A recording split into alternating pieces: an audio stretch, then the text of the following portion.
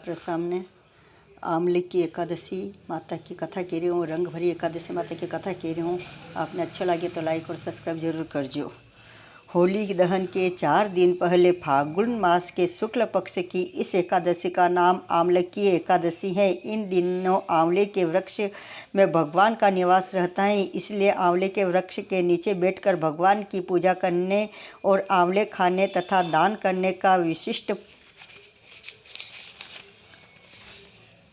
महत्व है। महर्षि वशिष्ठ जी और महाराजा माधाता के मध्य संवाद रूप में है कि इस एकादशी की कथा त्रेता युग में एक दिन महाराजा माधाता ने महर्षि वशिष्ठ जी से अनुरोध किया, हे मुनिवर, यदि आप मुझसे प्रसन्न है तो कृपा पूर्वक मुझे कोई ऐसा व्रत बतलाइए जिसको करने से मेरा सब प्रकार के कल्याण हो।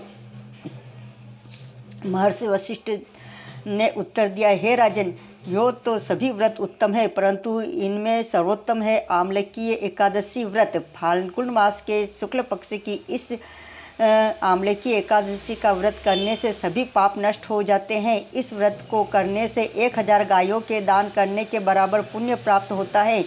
इस बारे में एक कथा मैं आपको सुनाता हूँ, ध्यानपूर्वक सुनिए। वैदिक नामक एक नगर में ब्राह्मण, क्षत्रिय, वैश्य और शूद्र चारों वर्णों के परिवार आनंदपूर्वक रहा करते थे। वहाँ पर सदैव वेद ध्वनि गूंजा करती थी। पापी, दुराचारी तथा नास्तिक कोई नहीं था।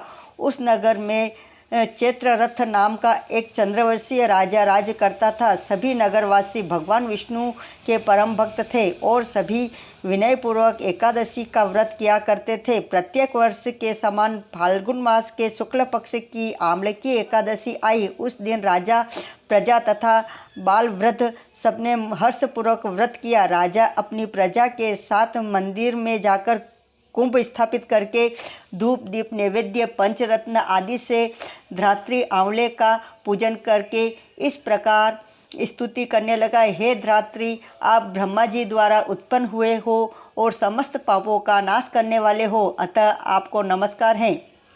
अब आप मेरा मध्य अर्ध स्वीकार करें। आप रामचंद्र जी द्वारा सम्मानित हैं।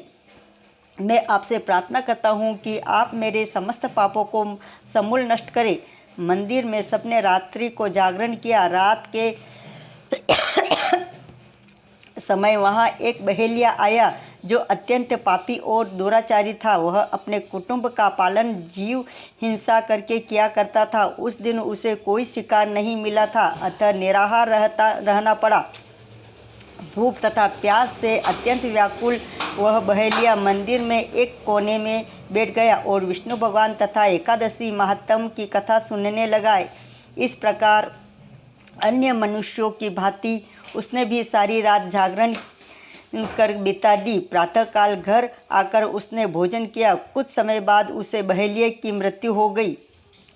आंवले की एकादशी का व्रत व जागरण करने से के कारण अगले जन्म में उस बहेलिये ने राजा विदुरथ के घर जन्म लिया। उसका नाम वसुरथ रखा गया। युवा होने पर वह चतुर्गिणी सेना तथा धन धान्य से युक्त होकर 10,000 गांवों का पालन करने लगा। वह तेज में सूर्य के समान, क्रांति में चंद्रमा के समान, वीरता में भगवान विष्णु के समान और क्षमा में पृथ्वी के समान था। वह अत्यंत धार्मिक, सत्यवादी, कर्मवीर एवं विष्णु भक्त राजा बना। प्रजा का सम्मान भाव से पालन, यज्ञ करना तथा दान देना उसका नित्य ही कर्तव्य था।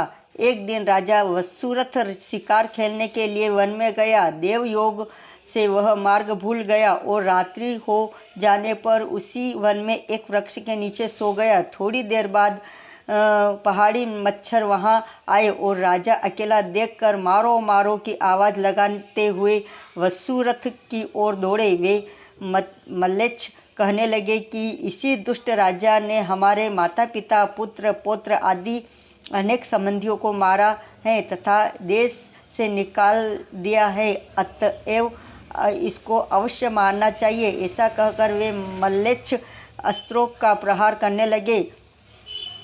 अनेक अस्त्र शस्त्र राजा के शरीर पर गिरते ही नष्ट हो जाते और उनका वार पुष्पों के समान प्रतीत होता है।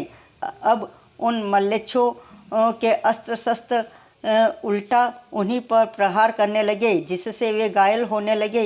इसी समय राजा को भी मूर्छा आ गई। उस समय राजा के शरीर से एक दिव्य स्त्री उत्पन्न हुई। वह स्त्री अत्यंत सुंदर वस्त्रों तथा आभूषणों से अलंकृत थी, मगर उसकी भ्रुकुटी टेढ़ी थी और आँखों से लाल लाल अग्नि निकल रही थी। वह स्त्री मल्लेच्छों को मारने दौड़ी और थोड़ी ही देर में उसने जब मल्लेच्छों को काल के घाल में पहुंचा दिया, तब राजा सोकर उठा तो उन मल्लेच्छों को मरा हुआ देखकर सोचने लगा कि इन शत्रुओं को किसने मारा है। वह ऐसा विचार कर ही रहा था, तभी आकाशवाणी हुई, हे राजा, इस संसार में विष्णु भगवान के अतिरिक्त कौन तेरी सहायता कर सकता है। इस आकाशवाणी को सुनकर राजा अपने नगर को चला आया और सुखपूर्वक राज्य करने लगा। महर्षि वशिष्ठ आगे बोले, हे राजन, यह आम्लकीय एकादशी के व्रत का प्रभाव था। जो मनुष्य इस आम्लकीय एकादशी का व्रत करते हैं वे सभी कर्मों में सफल होकर अंत में विष्णु लोक को प्राप्त होते हैं। श्री आम्लकी एकादशी महारानी माता की जय।